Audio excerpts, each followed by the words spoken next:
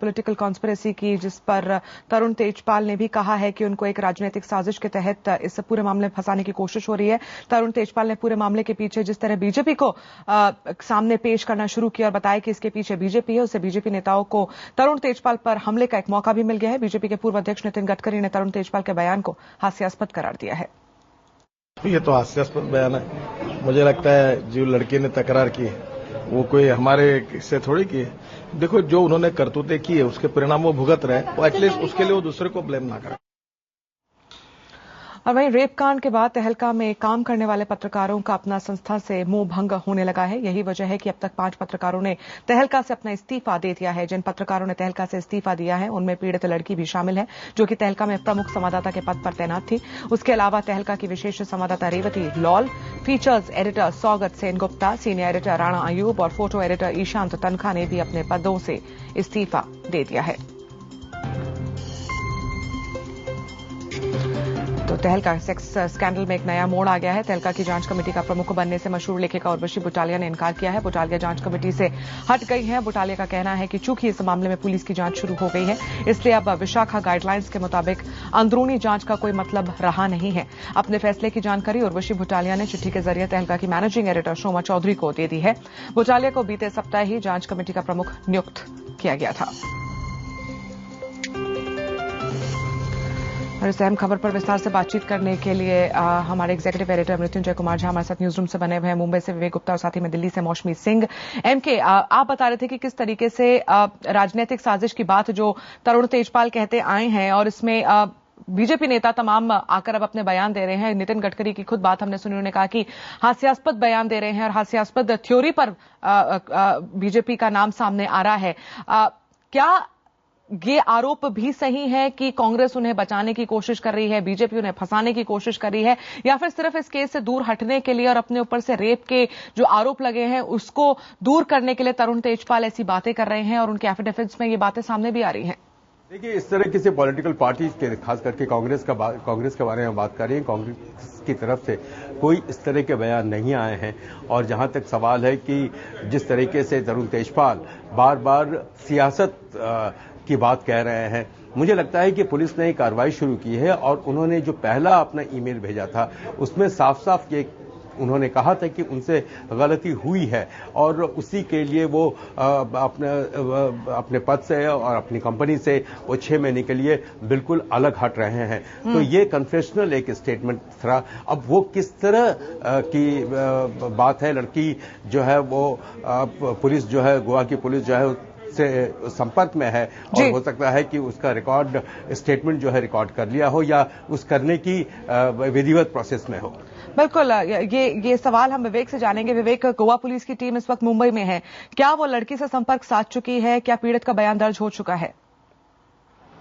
इसलिए देखिए, जहां तक सूत्रों से खबर मिल रही है कि गोवा पुलिस आज सुबह तकरीबन 6:45 पर मुंबई में लैंड हुए हैं और यहाँ पे जो गोवा पुलिस की टीम आई है वो सीधे पीड़िता के घर गई थी, जो मुंबई के खाई इलाके में। यहाँ पे उनके घर पे वहाँ पे मौजूद उनकी माँ भी है पीड़िता की, और पीड़िता के साथ उनके कुछ दोस्त भी मौजूद हैं। हालांकि जो गोवा पुलिस के साफ तौर पर कहना है कि उनके ऊपर कोई भी पॉलिटिकल प्रेशर नहीं है, जिस तरह तरुण तेजपाल में आज हाईकोर्ट में एक बेल एप्लीकेशन में साफ साफ लिखा था कि ये पूरा जो केस है वो सीएम के इशारे पर हो रहा है। हालांकि जब हमने गोवा पुलिस के बड़े अधिकारियों से बात की, डीआईजी और डीजीपी से बात की, उनका साफ तौर पर कहना है कि पूरा जो ये मामला है वो इन्वेस्टिगेशन का है, उनके ऊपर कोई भी पॉलिटिकल प्रेशर नहीं है और काफी सेंसिटिव मामला है। ये एक रेप का मामला है जो एक पीड़ित लड़की ने तरुण तेजपाल के ऊपर लगाया है, तो उस पर वो जांच कर रहे हैं, होटल की सीसीटीवी खंगाल रहे हैं और जो आसपास के जो लोग जो इवेंट के समय जितने लोग वहां पे मौजूद थे, चाहे वो तहलका के एम्प्लॉई हो, उनसे पूछताछ कर रहे हैं। तो जो तरुण तेजपाल जो आरोप लगा रहे थे कि उनके ऊपर ये पूरा एक पॉलिटिकल प्रेशर के तहत गोवा पुलिस जांच कर रही है, तो गोवा पुलिस ने साफ तौर पर मना कर दिया, उनके ऊपर कोई भी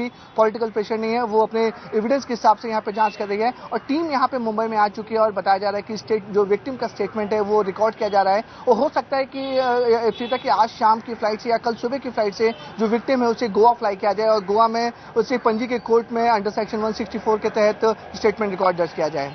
बिल्कुल, उस स्टेटमेंट का रिकॉर्ड होने के बाद जाहिर सी बात है तरुण तेजपाल की मुश्किलें वाकई काफी ज्यादा बढ़ जाएंगी। और खबर यह भी मिल रही है कि लगातार तहलका के दफ्तर से इस्तीफों का दौर जारी है। एमके के किस तरीके से देखा जाए, जितनी भी महिलाएं वहां पे काम कर रही थी वो अब उस पद पर काम नहीं करना चाहती हैं, उस दफ्तर से कोई ताल्लुकात नहीं रखना चाहती हैं। वो कह रहे हैं कि इस एनवायरमेंट में काम करना असंभव हो गया है। क्या समझा जाए इन सीरीज ऑफ रेजिग्नेशन से? देखिए, एक बात मैं आपको बताऊंगा इप्सिता कि तहलका जो एक एज एन इंस्टीट्यूशन एक ऐसी संस्था था जिसने एक बहुत हाई बार जो है वो अपने लिए सेट किया था और दूसरों के लिए भी उन्होंने बार बार इस चीज को कहा है। बेखौफ पत्रकारिता और निडर पत्रकारिता और किसी भी बड़े केस में हाई मोरल वैल्यूज पर जाके टिकना, ये सारी उस संस्था की मैं कहूंगा कि यूएसपी बन गए थे। और अब एक उनके ही दफ्तर में, उनके संस्था में ये एक इस तरह का एक केस आया है जिसमें खुद उस संस्था के मालिक का इसमें हाथ है। और जिस तरीके से वहां के मैनेजिंग एडिटर हैं, उन्होंने मुझे लगता है कि पूरे जो उनके संस्था के कर्मचारी थे उनको विश्वास में नहीं लिया और कहीं न कहीं कर्मचारियों को, जो वहां काम करने वाले हैं, जर्नलिस्ट पत्रकार हैं, उनको लगा कि किसी न किसी तरीके से उनकी जो मैनेजिंग एडिटर हैं वो फेल रही हैं। संस्था जो है, संस्था ने एक उन्हीं की एक कॉलीग के साथ न्याय नहीं किया है, उसके साथ खड़ी नहीं हो पाई है। तो जाहिर है कि लोगों में इससे रोष भी होगा और कहीं न कहीं डिसोल्यूशन जरूर होगा। बिल्कुल, और जो विश्वास था संस्था में वो विश्वास भी भंग हुआ है इस घटना के सामने आने के बाद। और इसी बीच महिला आयोग की सदस्य निर्मला सामंत ने भी कहा है कि उन्हें जो जानकारी मिली है उसके मुताबिक उर्वशी ने कमेटी में रहने से इनकार कर दिया है। उर्वशी बुटालिया जो एक ऑथर है और फेमिनिस्ट मूवमेंट के क्षेत्र में काम करती है, उन्होंने ये कह के रीजन जो उन्होंने दिया है वो ये दिया है कि ऑलरेडी इसमें पुलिस की इन्वेस्टिगेशन की जांच हो चुकी है और ये मैटर जब पुलिस के दायरे में आ गया है तो अभी सेक्सुअल हैरेसमेंट वर्क प्लेस जो है उसका कोई काम नहीं रहता है और इसलिए उन्होंने मना कर दिया है। तो हम लोग एनसीडब्ल्यू इस चीज को अप्रिशिएट करते हैं, वेलकम करते हैं। और इस बीच कई और हस्तियों ने भी तहलका मामले में संस्था की भूमिका पर सवाल खड़े किए हैं। अतिरिक्त सॉलिसिटर जनरल इंदिरा जयसिंह के मुताबिक तहलका मैनेजमेंट भी अपनी जिम्मेदारी की भूमिका निभाने में नाकाम रहा है। We notice a failure of institutional responses in both cases. Neither the Supreme Court of India nor Tehilka reported what clearly constituted cognizable offences to the police. One of the logical consequences of such an incident of sexual harassment is that it violates the fundamental right to work under Article 19(1)(g) to practice any profession.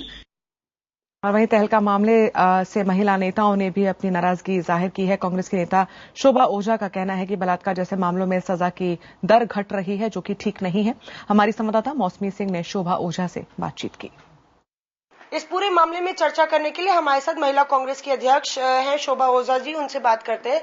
Shobha ji, additional solicitor general ने बोला है कि attrition के मामले sexual assault के case में हमेशा आए रहे हैं और विक्टिम सेंट्रिक नहीं है, फोकस होता है अक्यूज्ड पर, उसके राइट्स पर। आपको लगता है कि लॉ को स्ट्रिंजेंट करने की जरूरत है?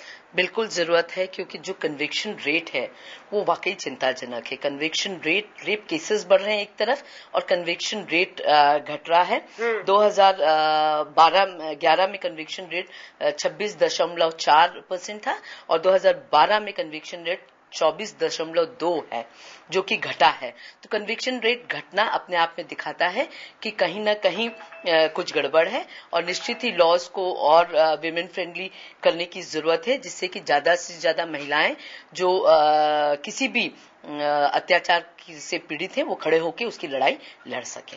जिस तरह से इस पूरे तेजपाल मामले में भी लगातार उसके विक्टिम के ऊपर प्रेशर है और एडिशनल सॉलिसिटर जनरल ने भी बोला कि वर्क प्लेस में एक प्रोसीजर होना चाहिए कि अगर सेक्सुअल असॉल्ट हुआ है तो क्या आगे प्रक्रिया हो। आपको लगता है वर्क प्लेस में सेक्सुअल असॉल्ट के केसेस को और सॉर्ट आउट करने की जरूरत है? बिल्कुल, जो लॉज बने हैं हमारे उनको अमल करने की जरूरत है। वर्क प्लेस में एक ऐसा माहौल बनाने की जरूरत है जिससे कि कोई भी पीड़िता को एक एनवायरमेंट ऐसा मिले कि वो खड़े होकर अपनी आवाज को बुलंद कर सके अत्याचार के खिलाफ।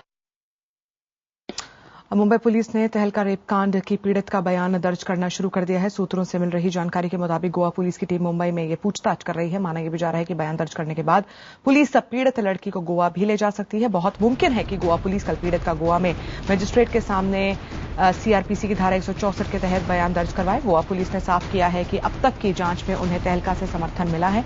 और इस बीच मुंबई पुलिस के कमिश्नर सत्यपाल सिंह ने भी कहा है कि अगर वो गोवा पुलिस को मुंबई पुलिस की किसी भी तरीके की मदद की जरूरत पड़ेगी तो उन्हें मदद मुहैया कराई जाएगी। सत्यपाल सिंह के मुताबिक महिला आयोग की सदस्य निर्मला सावंत ने उन्हें फोन किया था और उन्होंने उन्हें भरोसा दिया कि पीड़ित को हर तरह की सुरक्षा दे दी जाएगी।